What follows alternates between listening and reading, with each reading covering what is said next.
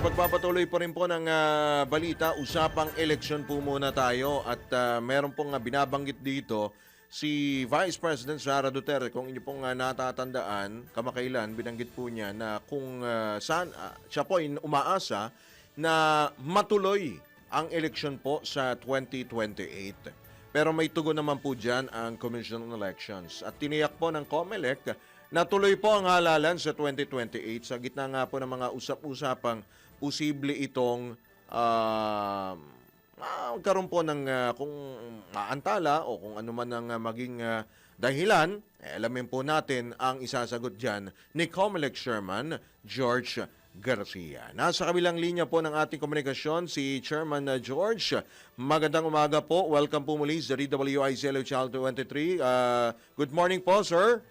Magandang umaga po, Sir Drew. Sa mga kababayan natin, magandang morning po sa inyong lahat.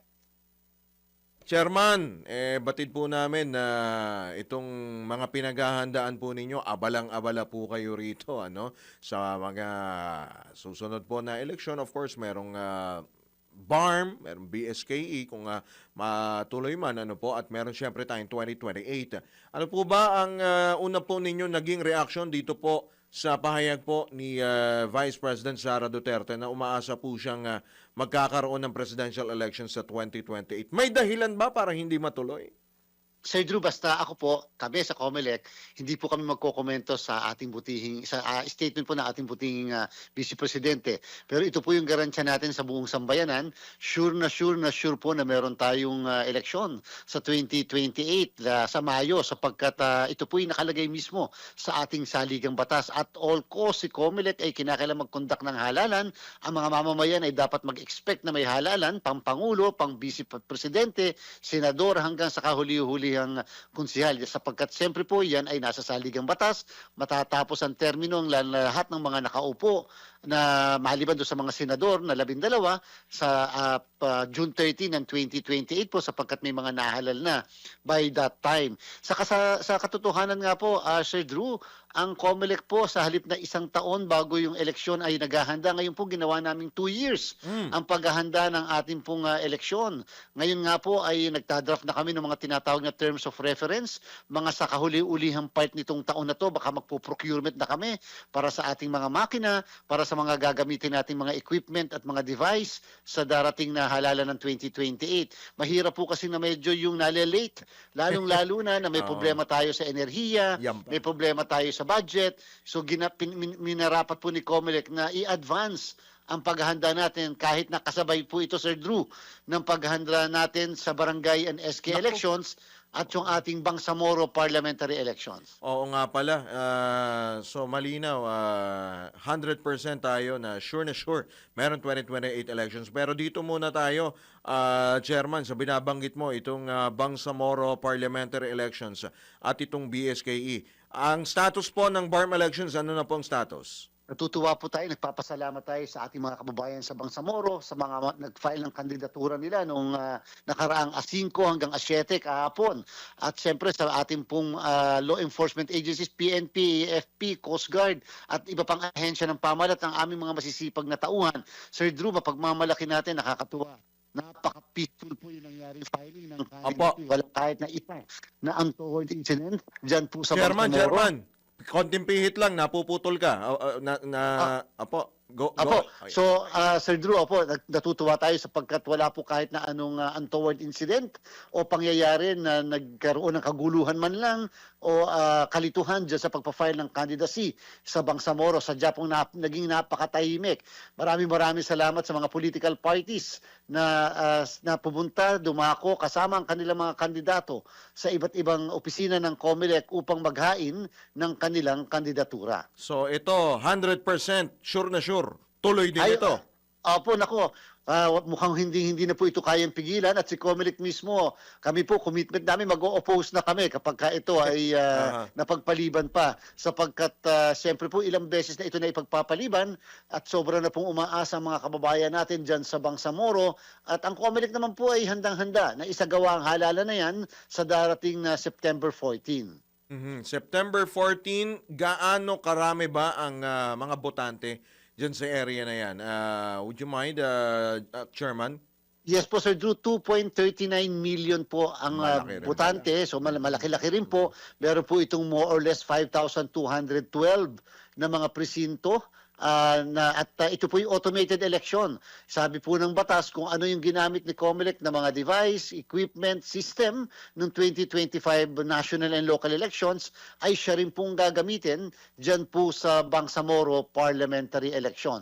Para po sa kaalaman ng mga kababayan natin, bakit po parliamentary election? Sapagkat parlamento po sila doon, hindi po kongreso ang tawag, hindi po sanggunian, kundi parlamento. At ang parlamento po ng Bangsamoro ay merong 80 na miyembro. Sa 80 yan, 40 ay galing sa mga partido politikal, 32 ay galing naman sa mga parliamentary district na ihahalal ng iba't ibang distrito dyan sa Bangsamoro, at 8 naman po ay galing sa sectoral organizations. 2.3 million, malaki-laki nga. So, kamusta naman po ang inyong pong pakikipag-ugnayan, of course, DILG, PNP, and other government agencies na nakatutok po dito sa malaking kaganapan po na ito, Chairman? Noong isang linggo po, Sir Drew, tayo po yung nagsagawa ng kauna-unahang command conference natin at atin pong inibitahan yung pong mga nabanggit nyo na mga ahensya at mga law enforcement agencies. Talaga pong pinlansya namin at yung nagawa na kami ng roadmap kung paano natin masisigurado na magmula sa filing ng candidacy, tapos election period, campaign period, yung mga pag-establish ng checkpoint, yung mga gun ban at iba't iba pa na lagi natin pinapatupad kapag maghahalalan ay maisasagawa ng maayos. At so far, naging maayos. Yun nga po, napatunayan natin, itong sa 3 araw na filing ng candidacy ay naging maayos at wala naman pong untoward incident. So yan po yung isang magandang indikasyon, hindi lamang ng paghahanda o preparasyon, kung hindi yung full cooperation ng lahat ng grupo at sektor para po maging maayos ang eleksyon sa Bangsamoro. Opo, Chairman, hindi naman ho ba apektado po ng krisis ngayon sa enerhiya ang Bangsamoro elections at syempre binanggit mo nga gagamit tayo dito ng mga makina eh.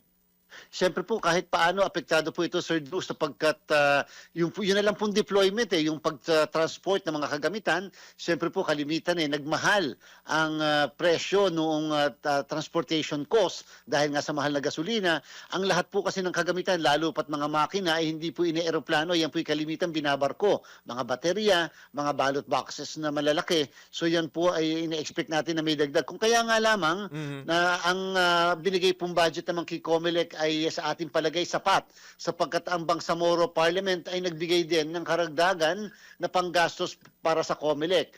In fact po, ang gagawin ni COMELEC, yung mga guru natin sa Bangsamoro na binigyan namin ng dagdag na 2,000, ay dadagdagan pa namin ng 1,000 para 3,000 po across the board na dagdag na honoraria na matatanggap po nila. First time po yan para po dyan sa Bangsamoro. Alright, so hope wala na bang kasunod yan? Lalo na siyempre, yung mga guro natin, malamang may mga demands. Wala na kasunod yan, Chairman?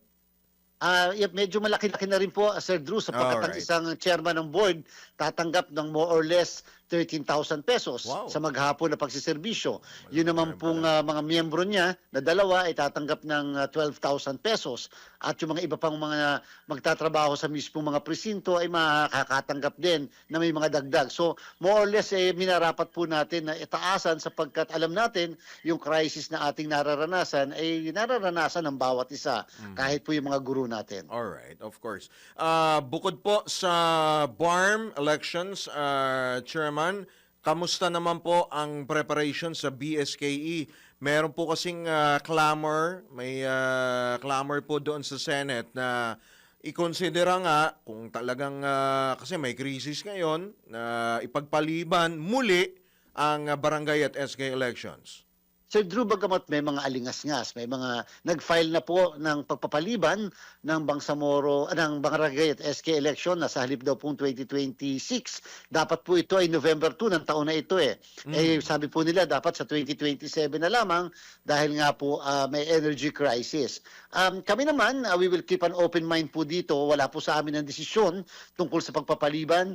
Yan naman po ay nasa ating Kongreso at sa ating Ehekutibo. Kung ano sa palagay nila ang nararapat to the greatest best interest ng ating bansa, nasa kanila po yan. Kaya lang, hindi naman po kami pwedeng tumigil sa paghahanda ng COMELEC. Ganyang meron naman po tayong budget. At the same time, ito po yung na-reset na nung nakaraan.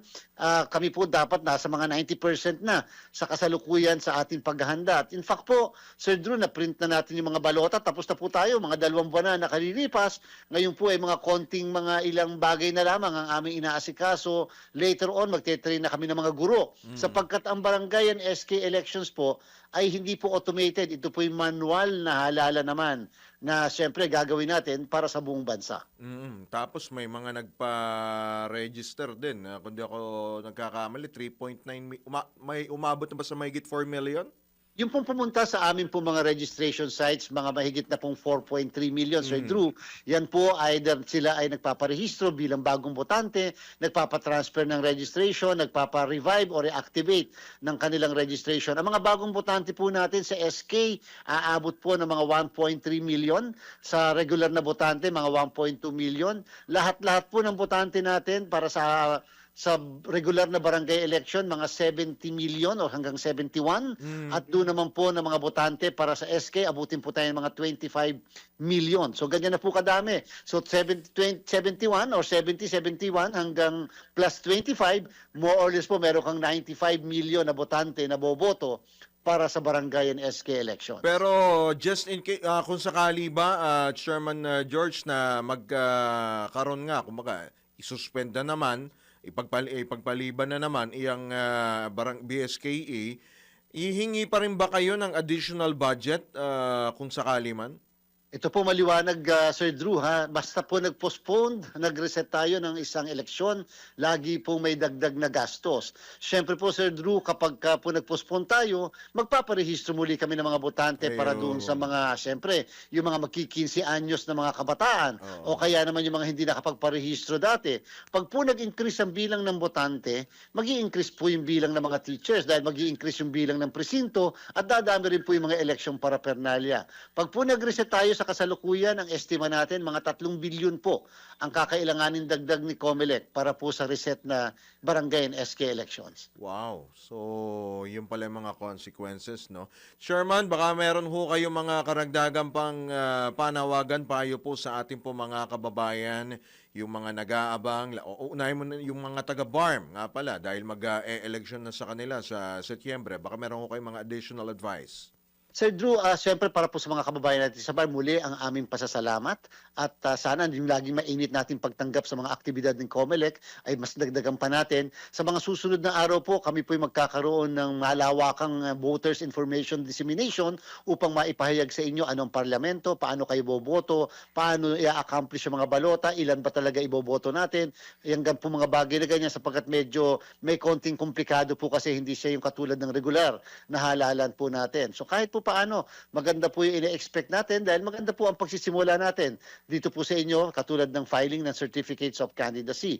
Sa atin po naman mga kababayan sa buong bansa, ongoing pa po ang registration of voters po natin na nagsimula noong October 20, matatapos po ito, Sir Drew, Mayo 18, itong buwan na ito. Kaya po yung mga hindi pa nagpaparehistro, magpapabuhay ng kanilang registration, lilipat ng kanilang registration, ay marapat po na mahabol po natin yung ating pong deadline na yan. Huwag po sana tayo yung ilang araw na lamang tsaka tayo pupunta sa mga local COMELEC offices. Ngayon po sana makapunta na tayo upang tayo makaboto para sa barangay and SK elections. Alright. Marami pong salamat, Chairman George Garcia, sa inyo pong oras. Magandang umaga po. Good luck po sa inyo. Magandang umaga po, Sir Drew, at maraming salamat. Opo, mabuhay po ang COMELEC. Yan po muli si COMELEC Chairman George Garcia.